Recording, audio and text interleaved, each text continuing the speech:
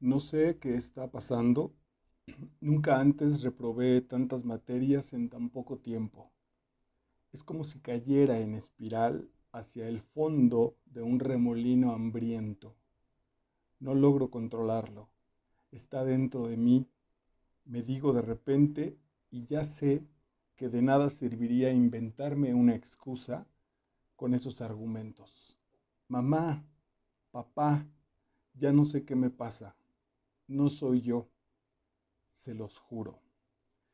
Este inicio de esta espléndida novela, de este poderoso autor que vamos a trabajar el día de hoy, abre un elemento con toda sabiduría novelística, abre el elemento de este punto intermedio y por lo tanto crítico en ese sentido entre la infancia y el periodo de la adolescencia.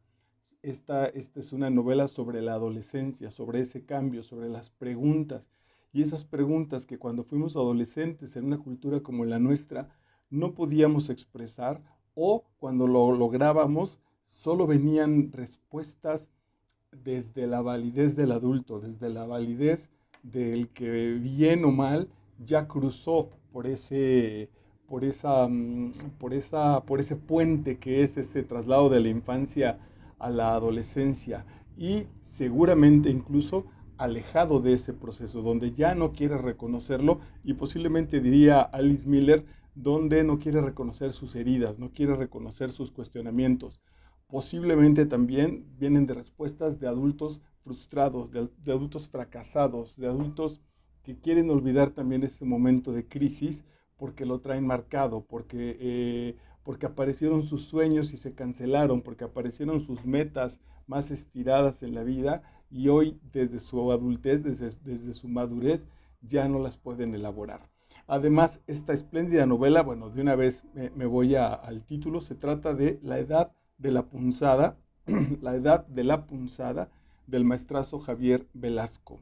Aquí ya trabajamos en este espacio su gran éxito, El Diablo Guardián, que fue a su vez premio Alfaguara en el año 2003. Ya lo tenemos en este canal de Javier Velasco, El Diablo Guardián. Y hoy tenemos La Edad de la Punzada, que justo el título es absolutamente directo sobre el periodo que va a tratar. El hecho incluso del título, que sea La Edad de la Punzada, viene bautizado desde el mundo adulto que ya tiene sus determinaciones establecidas, que ya tiene sus sostenimientos existenciales puestos y que es muy probable que se está pudriendo desde esa posición. Y cuando digo pudriendo es absolutamente literal.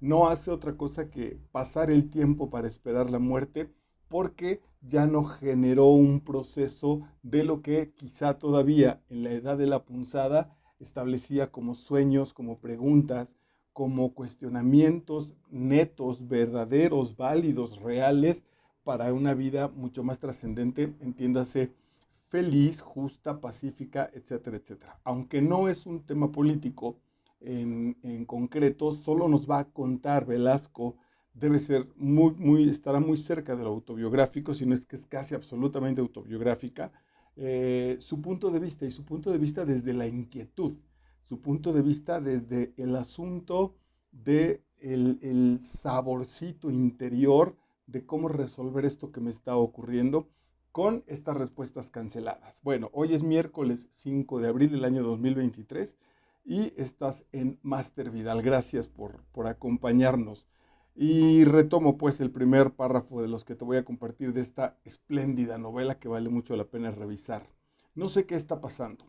Es a partir de la conciencia de esa edad de la adolescencia. Nunca antes reprobé tantas materias en este tiempo, en tan poco tiempo. Es decir, el asunto es que mis resultados, lo que puedo valorar, lo que está a mi alrededor no está funcionando. Es como si cayera en espiral hacia el fondo de un remolino hambriento. Esa frase me gusta mucho. Un remolino hambriento que, nos, que no nos deja avanzar este agujero negro de esta etapa en la adolescencia, donde dice la maestra Virginia Blanes, aquí lo hemos trabajado también con algunos de sus textos, que es una segunda oportunidad de rearmar los valores que en la vida tenemos o con los que nos queremos mover, pero los que apuntan a nuestro, a nuestra expresión más amplia, a nuestra felicidad, a nuestra muestra más amorosa para el mundo. La adolescencia es esa posibilidad donde las heridas infantiles pueden volver a sanarse. Por eso tantos cuestionamientos, por eso estos comportamientos relativamente infantiles, por eso estas crisis, porque hay un dolor al cual ya hoy le podemos dar cierta forma, lo podemos nombrar, lo podemos reconocer, lo podemos dialogar, lo podemos hablar, pero el mundo como tal, herido en sus infancias, no tiene una respuesta adecuada, ni siquiera diría yo tiene una oreja básica con la cual nos demos tiempo para escuchar a los adolescentes. No queremos escuchar a los adolescentes porque nosotros mismos no tenemos sanadas nuestras heridas, porque no hay tiempo para eso, no quiero regresar, o porque lo que urge es colocarse en en este brutal nivel de la adultez, que por cierto está en crisis. Estamos preparando aquí otro texto, está en etapa de lectura, que se llama La generación idiota, de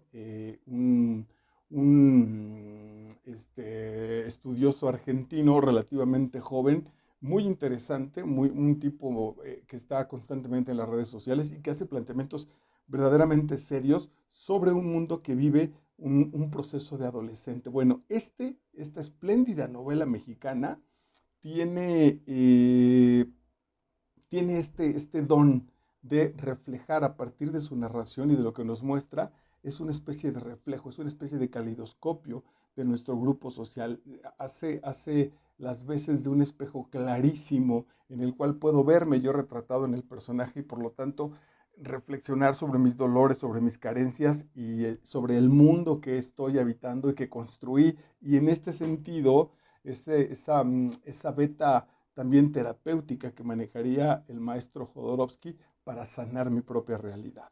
Bueno, no logro controlarlo, está dentro de mí, me digo de repente, y ya sé que de nada serviría inventarme una excusa con esos argumentos. El punto es la crisis es de tal nivel que no hay manera de algo que hacen recurrentemente los adultos, que es inventarse esta especie de doble moral, de ponerle un nombrecito, de bautizarlo, de rebautizarlo para que no suene tan complicado. Al hambre no se le llama hambre, sino se le llama el nivel de producción alimenticio.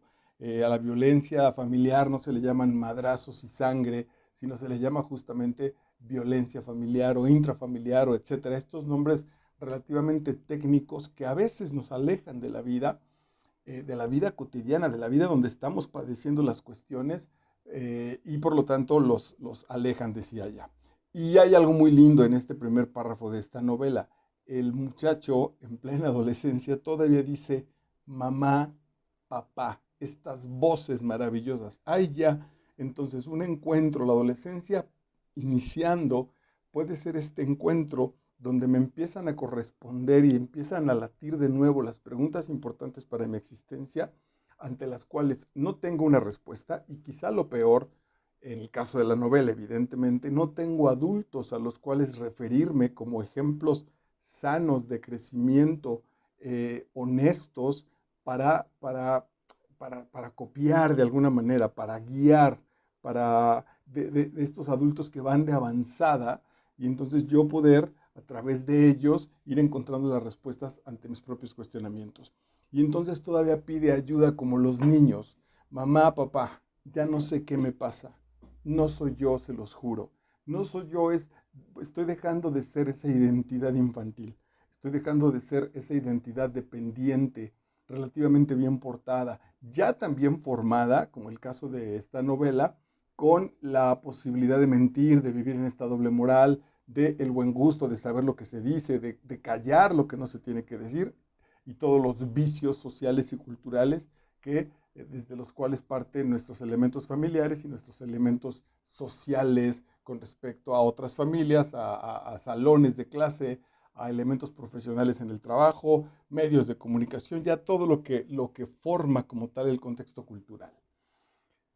Hay un párrafo importantísimo con referencia a la mamá. La mamá de nuestro personaje es una madre muy importante. Él vive en una casa muy tradicional. Quizá lo único que no tiene como un asunto tan tradicional es que es hijo único, no tiene hermanos.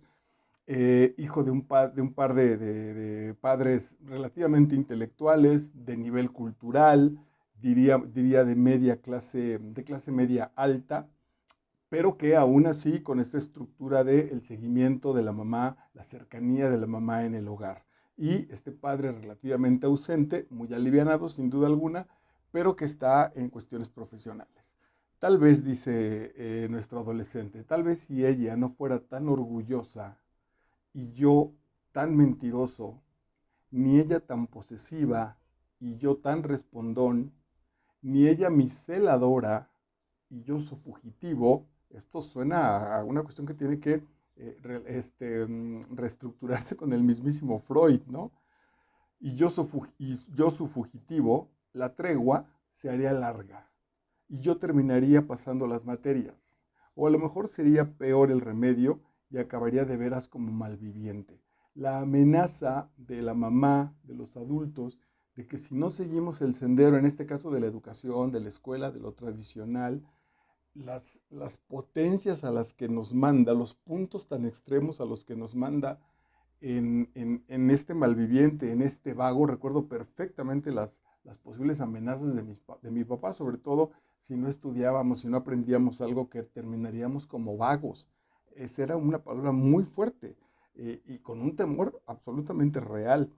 Eh, o en esta situación que es complicado, pues, como sin ellos atreverse a decir, mira, sé como yo, porque no estaban en el punto de éxito que soñaron, y el adolescente en nuestro fuero interior justamente es lo que estamos pensando, no, no quiero ser como tú. Si me estás ofreciendo ser un vagabundo, o un vago, no un vagabundo, un vago, o ser como tú, en esta casita, con tu neurosis, con tu relación matrimonial, con una vida relativamente mediocre, entre estar ahí ahorrando y rascando cosillas para pequeños lujitos, siempre neuróticos porque se usa mucho gas o el agua o la electricidad, porque todo está caro, con nuestros pleitos cotidianos de la clase media, es muy probable, pero es muy difícil la respuesta de decir, no sé si preferiría ser un vago, no quiero tu vida, papá, no quiero tu vida, mamá. No son atractivas tus vidas, o no son atractivas sus vidas como muestra a seguir para mí, para un adolescente que está empezando a hacerse de nuevo los planteamientos importantes de la existencia. Siempre que le entra la onda regañona, me habla como si ya me hubiera convertido en lo que ella más teme en la vida. El temor del vagabundo no es de nosotros, es de ellos justamente. El temor del basurero, del mediocre, del borracho, de la prostituta, en el caso de las niñas, ¿no? De la dejada, de la divorciada, no es un temor de nosotros como tal. No tenemos una referencia cuando somos adolescentes de ese mundo, es un temor de ellos y que en muchos casos incluso esto es muy doloroso porque es probable que sea el mismo temor que a ellos les proyectaron, porque al final de cuentas tampoco ellos fueron ni vagabundos y medianamente, si lo vemos desde otro ángulo, han hecho sus vidas, si estamos en clase media, pues relativamente funcionales, ¿no? Vamos a la escuela, no tenemos problemas de alimentación, ni médicos, etcétera. Nuestra vida tampoco es tan mala si la comparáramos con otras situaciones. El punto es que no hay un sustento de alegría, no hay un sustento de madurez. Nuestros padres seguimos siendo adultos infantiles, adultos perdidos, extraviados aún así. Entonces dice, siempre que le entra la onda regañona me habla como si ya me hubiera convertido en lo que ella más teme en esta vida, que es volver a aguantar en su casa la compañía de uno como mi tío Alfredo. Ese temor de la mamá ni siquiera está puesto en el hijo. Lo otro que iba a comentar, que también es muy doloroso, es que entonces los padres no conocen a los hijos, no conocemos el talento que tienen los hijos, no los queremos ver, por eso intentamos cuidarlos, por eso intentamos advertirles, porque nuestra vida está llena de fracasos, entonces y como no tenemos fe en ellos, como tal vez no tenemos la disciplina con la cual tuvimos que haberlos formado, entonces están muy cerca de ese fracaso según nuestras propias determinaciones desde el mundo adulto. Y por eso es doloroso, porque no los sabemos de verdad.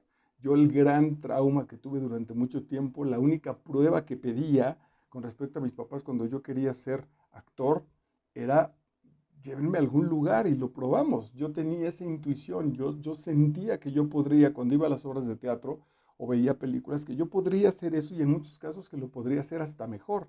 El asunto es que no tenía esa posibilidad, estaba cancelada, no había en mi contexto en ese momento algo con lo cual yo pudiera compararme y de manera relativamente objetiva poder decir, tienen razón, no ese es mi talento, no es por ahí, a ver, descartado y busquemos otra cosa. Según yo, sí tenía yo esa posibilidad, esa apertura, pero en mi casa estaba cancelada y no porque supieran leer el talento artístico o no, sino por temores propios de su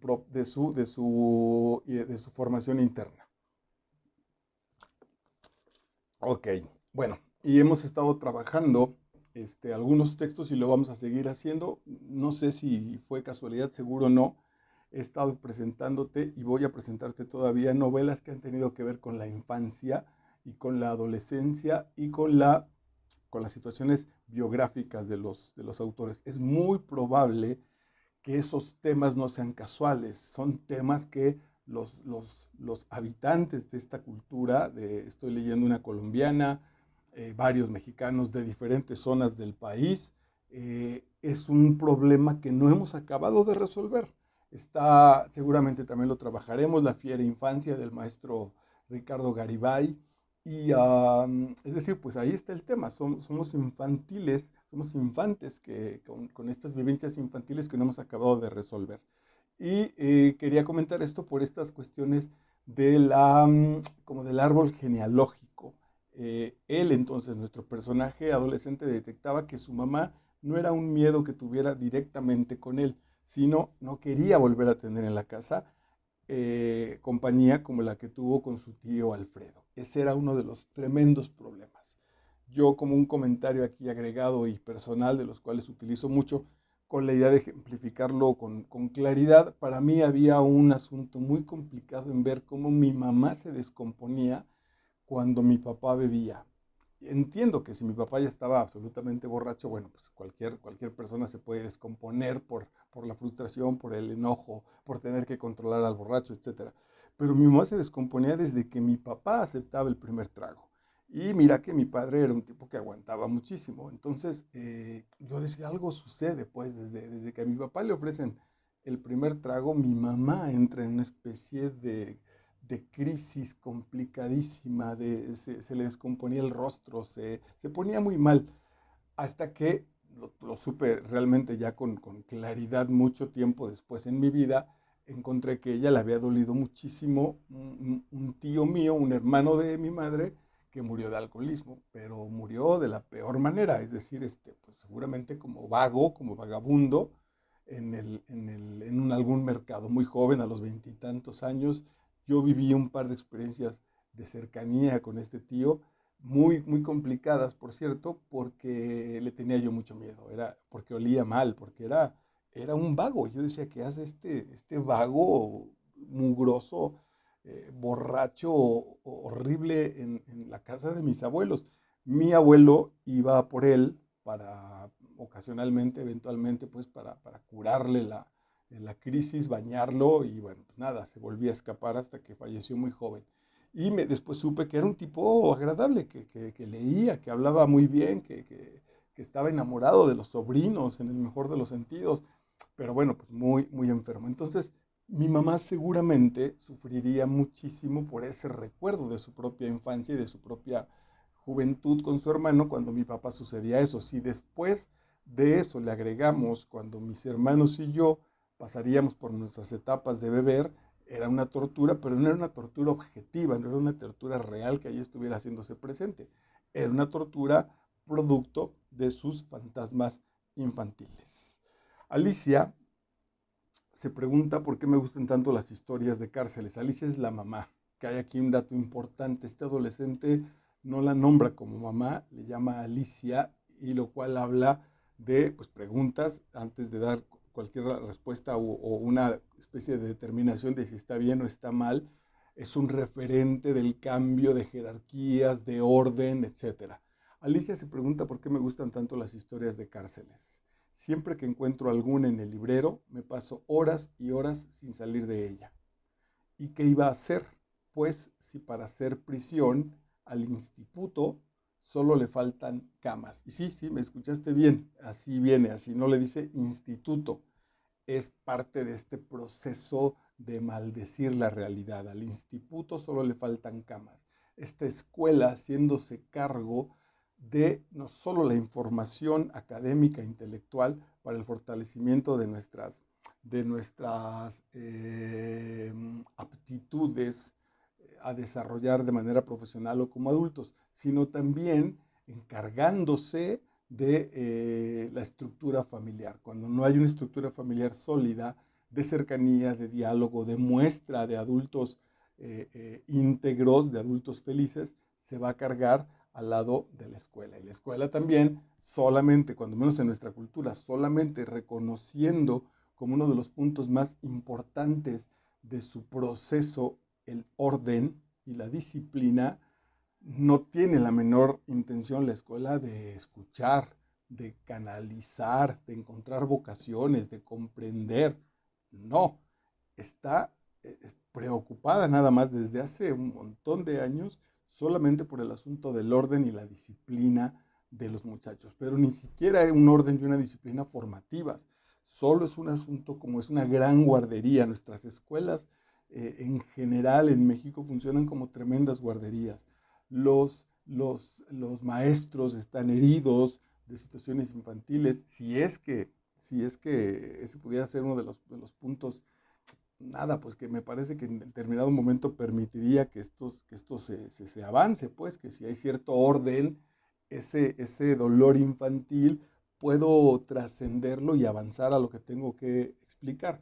Pero también hay deficiencias profesionales muy fuertes y entonces la escuela funcionará pues solo como eso, como un enorme aparato represivo. Y entonces represión en la casa y represión en la escuela van a generar estos adolescentes apretados, estos adolescentes neuróticos, estos adolescentes con respuestas exageradas. Ya trabajamos aquí también de la generación desde los 60 del siglo pasado, los textos espléndidos del maestro José Agustín, y en realidad ese es un elemento que desde hace 60 años, 50 cuando menos, no ha modificado grandemente, no se ha modificado radicalmente, ¿no?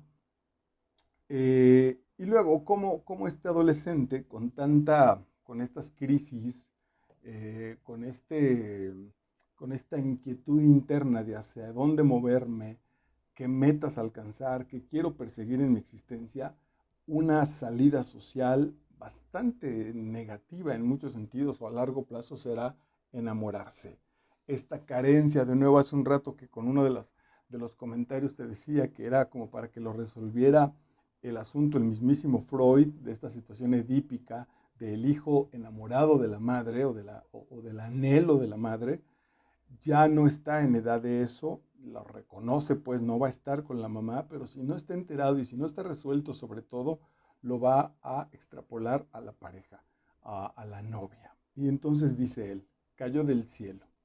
¿De dónde más podría haber caído un amor a primera vista? Atención con ese proceso, no un amor que se trabaja, no un amor que se conoce. El amor literalmente puesto para salvar mi pobre existencia. Hay un destino que se está cumpliendo. Todos estos pensamientos mágicos de resoluciones relativamente pragmáticas, porque no sabemos, no abordamos, no resolvemos los problemas que venimos cargando desde nuestra infancia o desde antes, desde nuestro árbol genealógico. Entonces, hay un destino que se está cumpliendo. Tenía que estar escrito en alguna parte que cuando más abajo estuviera, vendría Sheila a sacarme del hoyo. Ahora, aquí es casi cómico, no es casi, es cómico verdaderamente, pero de un humor muy amargo, porque esta niña Sheila, en un principio, nuestro personaje ya está enamorado de ella y Sheila ni siquiera tiene noción de que exista. Él está muy enamorado, lo cual no es más que una proyección de sus necesidades emocionales no satisfechas, y Sheila ni siquiera sabe quién es el famoso caballero. Y bueno, claro, aquí lo malo es que cuando Sheila se entere, se va a encontrar con un tipo que no está en una etapa formativa, no está en una etapa de crecimiento, no está en una etapa de desarrollo. No se encuentra con un Rocky, ¿no? No se encuentra con un novato que está creciendo para que después Sheila, confiando en la disciplina y en el trabajo de este novato, sepa que al paso de los años, bueno, pues estará al lado de un hombre, estará al lado de un tipo construido, de un tipo que protegerá, que crecerá y que modificará y ayudará, solo ayudará, no resolverá, ayudará a justamente esos vacíos existenciales y esos vacíos emocionales. No, Sheila se va a encontrar con un tipo carente de amor y por lo tanto rogón, romántico en el peor de los términos, azotado, victimizado, controlador, que se pondrá en muchos momentos de tapete, no es el caso de la novela, se pondrá de tapete para ser pisoteado por el ninguneo de esta princesa, que es otro tema a desarrollar. Bueno, avancemos. Dice, por ahora no sé, y eso me angustia estúpidamente, las grandes cantidades de inocencia que todavía tengo por perder. Pero no es, insisto, no es una inocencia formativa, no es una inocencia que deja de estar porque nos vamos a convertir en hombres y en hombres fuertes, en hombres del grupo, en hombres de la comunidad, en hombres del clan, en líderes de ese clan. No, es una inocencia que nos madrea, es una inocencia que nos acomoda cada vez más para nuestro destino de esclavos, para nuestro destino de resignados.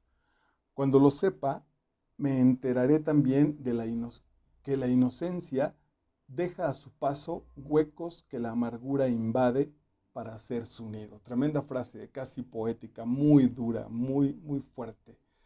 Cuando lo sepa, me enteraré también que la inocencia deja a su paso huecos que la amargura invade para hacer su nido. A eso me refiero, esa pérdida de inocencia, pero que lo que deja es rencor, mal sabor de boca. Yo creo que la gran palabra es resignación, es ni modo, aguantamos.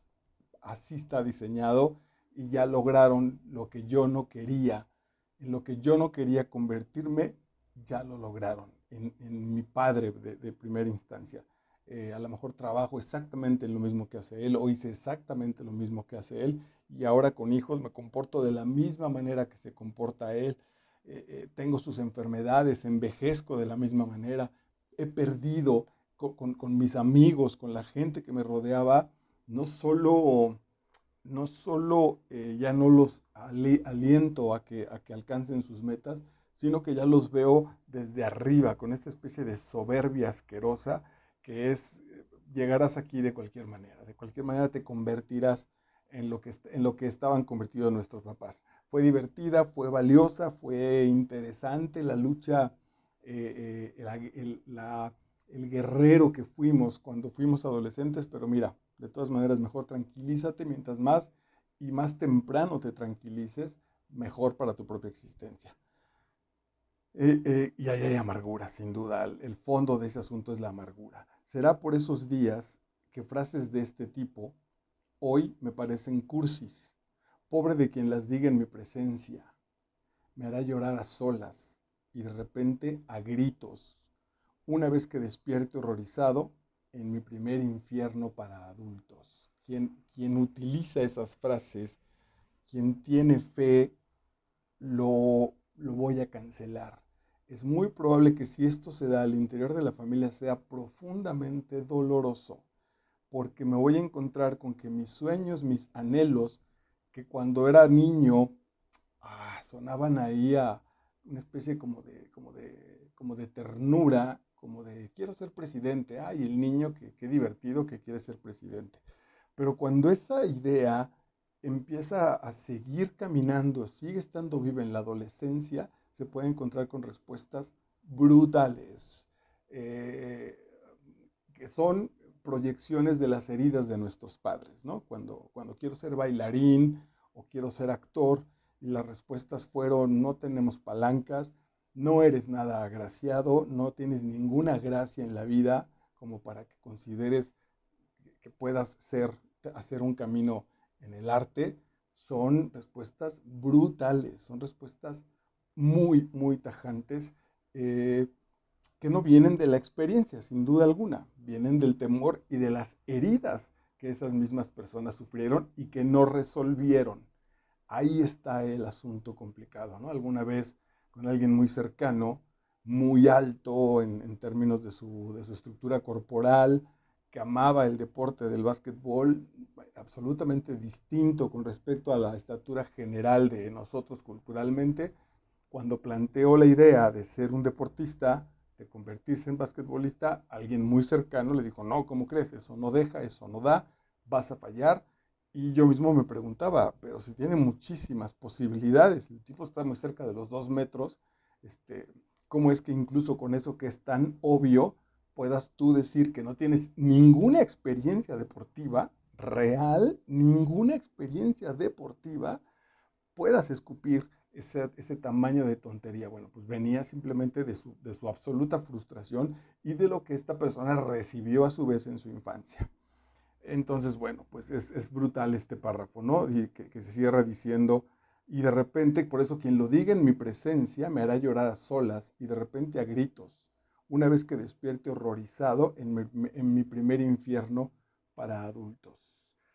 Pregunta, dice, necesito volverme loco y llorar y gritar y berrear porque la vida es dura y el destino negro y no sé a dónde vamos a ir a dar. Necesito hacer esto para que alguien me escuche y desafortunadamente cuando me escucha llorando, gritando o berreando, lo que termino por comprobarle en su estructura mental es que no he madurado. Aquí a mí esta novela me pegó durísimo, se convirtió en una de mis favoritas, fue una verdadera radiografía para mí, porque al perder la comunicación sana, la comunicación directa que da conocimiento, un diálogo verdadero con mis padres, yo me enfrentaba a ellos y ellos me contestaban con sus prejuicios, sin saber, sin valorar siquiera si mis posibles determinaciones, lo que sea, venían desde la sinceridad. Y entonces, claro, pues gritaba, lloraba, berreaba a partir de esas situaciones con alcohol, con relaciones negativas, reprobando las materias, metiéndome en problemas con la policía, cualquier clase de desorden social para llamar la atención, para ver si algún momento se podían sentar a dialogar, porque aquí había algo que quería ser expresado. Y cada que eso sucedía, cada que ese exceso aparecía, lo que terminaba por comprobar no era, a ver, revisemos que este muchacho, que no es ningún tonto, le está pasando algo porque no hablamos con él, no, sino justamente terminaban por comprobar, ¿lo ves? Está tonto, está equivocado, está pendejo, y entonces esos comportamientos no solo, bueno, claro que sí, terminaban por llamar la atención, pero para confirmar su brutal, absurdo, estúpido prejuicio. Si antes nadie sabía lo que siento, ahora ni yo mismo consigo verlo claro. Es como si estuviera cayendo en una tormenta y ya supiera que al salir a la calle voy a encontrar un mundo totalmente distinto del que conocía. Y eso es lo que no puedo soportar. Si me vieran con lástima y yo me diera cuenta, temo que nunca más volvería a ser el que era. Ese es el gran y brutal peligro de la etapa adolescente, de la edad de la punzada, que nos convenzan y entonces recién saliendo, si es que terminó esa etapa, que nos convenzan y nos hagan vivir como viejos, que nos hagan vivir ya como gentes que como personas que desde los que será 25 años hasta los 80, 70, 60 o más que mueran, no han trascendido, ya no avanzaron, se conformaron con la quincena, se conformaron con comer y empezaron a hacer justo lo que te decía yo con las generaciones anteriores, ¿no? Más allá de que esto en verdad sí signifique algo, pero empezaron a repetir las vacaciones, a dar los consejos, a decir las generaciones de antes hacíamos tal y tal, a esa asquerosa melancolía que ya nosotros cuando éramos adolescentes ya nos molestaba. Bueno, pues ahora la estoy repitiendo, ahora la estoy elaborando no con mis parámetros, no con mi existencia bien vivida, sino justamente desde mi resignación. Ese es el gran temor, salir de la adolescencia con el convencimiento de que tengo que dejar de ser el que era cuando niño, ese me parece que es brutal. Maravillosa novela, pues maravilloso texto, porque no trae ninguna condición moral, no trae ninguna conseja, no nos está diciendo cuídate, revisa, nada. Es tal su transparencia con lo que nos está narrando que lo podemos revisar, lo podemos encontrar. Javier, que es el papá, en esta familia pasa algo muy complicado. Él sabe que su disposición económico-social es muy ventajosa, está en escuelas particulares, hay esta especie de doble moral y de manipulación con los colegios, con los maestros, con el sistema. Si él medianamente se acomoda al sistema, va a poder ser un hombre triunfador, un hombre que tenga una casa, una linda esposa, carros, vacaciones, prestigio, etcétera, pero no es lo que él quiere, porque no sabe qué quiere, no sabe quién es, y porque no encuentra, por tercera o cuarta vez lo digo, porque no encuentra en ningún adulto que también lo sepa, no hay ningún adulto que sea plenamente feliz, satisfecho con lo que está haciendo en su situación existencial. Y entonces el padre, de manera relativamente accidental, etcétera, va a dar a la cárcel y la estancia en la cárcel del padre de nuestro personaje resulta fundamental para la reflexión. Él empieza a sentirse culpable, empieza a cuestionar si entonces mientras el papá está en la cárcel, él está en una fiesta, empieza a cuestionar cómo mientras estuvieron juntos, la relación entre papá y mamá era relativamente mediocre y entonces ahora la mamá ha vuelto a plantearse, la mamá estaba muy cómoda con su marido proveedor y cuando está la posibilidad de que eso desaparezca, entonces ella también entrará en crisis, entrará a una valoración del amor por su marido y por la propia relación. Bueno, entonces dice este párrafo, Javier, que es el papá, no puede ir a la calle y yo, para enterarme de lo que pasa, tengo que ir a la cárcel a recordar quién soy y cuánto valgo. Al final de cuentas hay una experiencia muy valiosa para esta familia. El papá en la cárcel y el hijo visitando al papá en la cárcel genera disciplina, se levanta temprano los sábados, prepara cosas, tiene un horario definido, acomoda su estructura a lo largo del día y sobre todo conoce a su papá.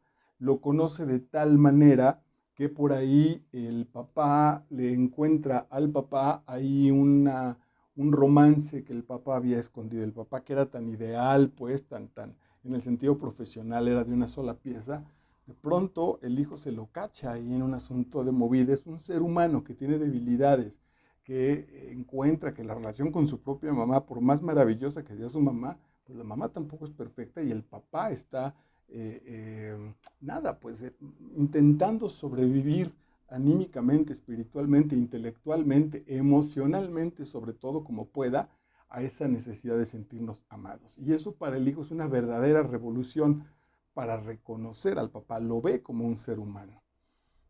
Porque termina diciendo, voy a regresar, dice, Javier no puede ir a la calle, que es el papá, y yo para enterarme de lo que pasa tengo que ir a la cárcel a recordar quién soy y cuánto valgo. En la cárcel recuerdo quién soy y cuánto valgo en términos del valor importantísimo que implica la libertad. Ahora, sin que aparezca aquí tampoco como un asunto filosófico ni existencialista, la libertad de acción, la libertad en la vida como tal y sobre todo reconocer que estamos encerrados en nuestros propios munditos.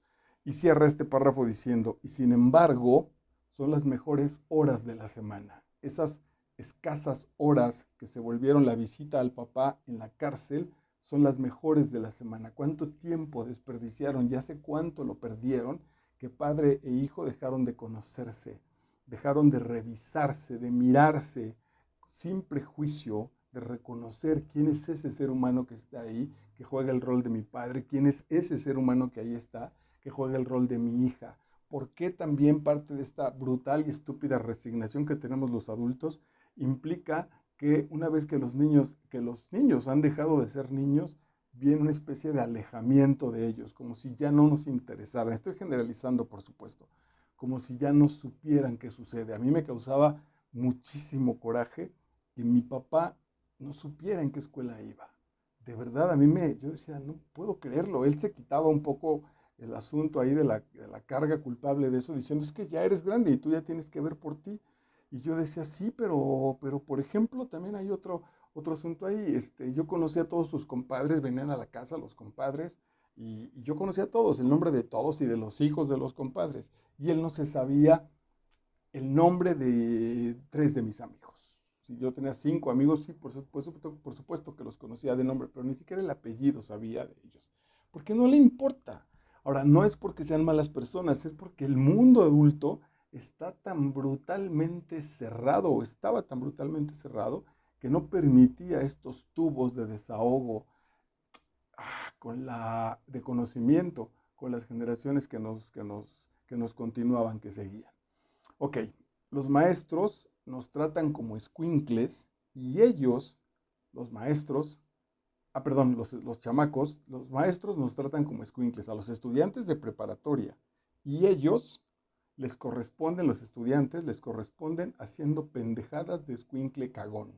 Ese nivel profesional fue una tremenda sacudida, porque en el lugar donde yo trabajo, que es el nivel de preparatoria, no lo revisamos a profundidad, pero como el valor principal es el orden y la disciplina, que no nos destrocen las instalaciones, que no se peleen, que no se droguen, etcétera, lo seguimos tratando como niños y por supuesto que ellos nos responden como niños, ¿no? Cuando ocasionalmente intentamos eh, eh, trabajar con algunos de ellos como adultos, como seres humanos en desarrollo, se sacan muchísimo de onda, no saben qué hacer, pues, ¿no?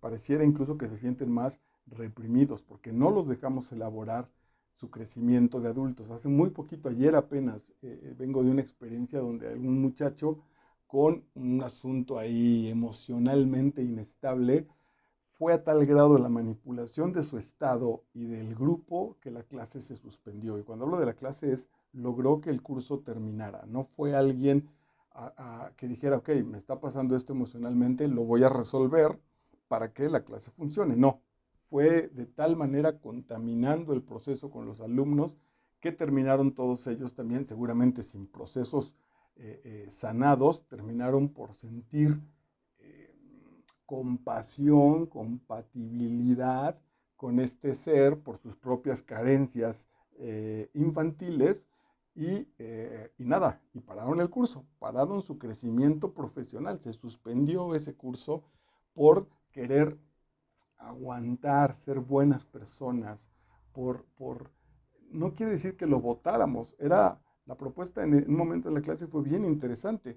El muchacho habló con nosotros, dialogamos, se llevó eso 2 horas de una clase de 3 horas y la hora restante, él, ante las posibilidades abiertas de, ok, ¿cómo te ayudamos? Salió a llorar al baño, supongo, estaba muy angustiado y yo dije, bueno, pues continuamos la clase y el resto del grupo me dijo, creo que sería una falta de respeto, maestro, para fulano que está en crisis. Y yo dije, ok, pero bueno, pues como ustedes quieran. A mí, como sea, solamente en plan relativamente cínico para intentar despertar su conciencia, yo decía, a mí me pagaron mi hora, a mí me la van a pagar. Ustedes están pagando esta hora que no van a tener de formación porque alguien está, era mi percepción, está intentando manipularnos, chantajeándonos desde su situación emocional muy válida, pero la cual no quiere trabajar, ante la cual no quiere modificar absolutamente nada. Él está diciendo, pues así soy y así se queda. Entonces alguien que atropellan en la calle y llega a la mejor ambulancia del país para llevarlo al mejor hospital del país y él dice, no, yo me quiero quedar aquí, aquí me atropellaron y aquí tengo la atención de todo el mundo, ¿no? Si voy al hospital y me sanan, tendré que entrar en un proceso de rehabilitación y yo no quiero eso. Aquí estoy muy cómodo sintiendo la lástima de todos. Entonces, cerramos con este maravilloso texto. Entonces, la edad de la punzada del maestro Javier Velasco. Por lo visto, la tierra está en su sitio. Javier arranca el coche, Javier, el papá, sale de la cárcel. La tierra está en su sitio. Los grandes novelistas tienen a veces situaciones poéticas, estas famosas frases domingueras. El maestro Ricardo Garibay decía que eran como pequeñas luminarias. De por sí la novela es muy buena, pero hay flores que llaman la atención, estos hallazgos literarios. Y aquí hay uno. Por lo visto la tierra está en su sitio. Las cosas están en orden. Javier arranca el coche, saca el clutch y acelera. Con permiso, anuncio desde lo hondo de mi cabeza. Me esperan en la luna y despego en perfecto silencio. Gran final, gran final. Si pensamos en este hombre que se convierte después en un artista y en un novelista, entonces hizo bien en escaparse a la luna. Si ese no hubiera sido el caso histórico de nuestro Javier Velasco, y entonces alguien se escapa a la luna, podría significar que no maduró, que no creció, que la experiencia se quedó ahí atorada. Y ese final donde el novelista nos deja elegir, donde el novelista nos dice, bueno, pues tú pon las conclusiones, me parece una joya literaria, como muchas de las que está cargado este texto, La edad de la punzada del maestro Javier Velasco. Muchas gracias, nos encontramos en la siguiente entrega de este Máster Vidal.